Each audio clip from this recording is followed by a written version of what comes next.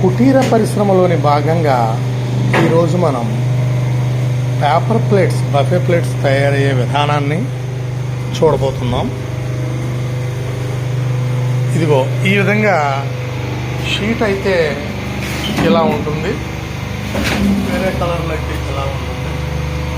So machine వచ్చేసి ఇదిగోండి ఈ విధంగా డబుల్ ప్యాడ్స్తో ఉంటుంది. అదిగోండి రౌండ్ ప్లేటు,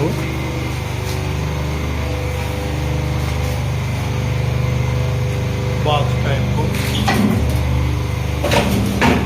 ఈ విధంగా పేపర్ ప్లేట్ అనేది రెడీ అవుతూ ఉంటుంది.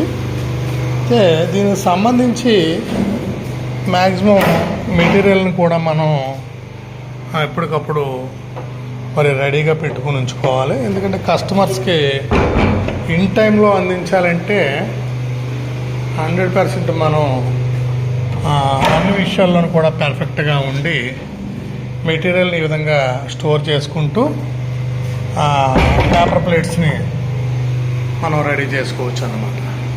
Thank you to all.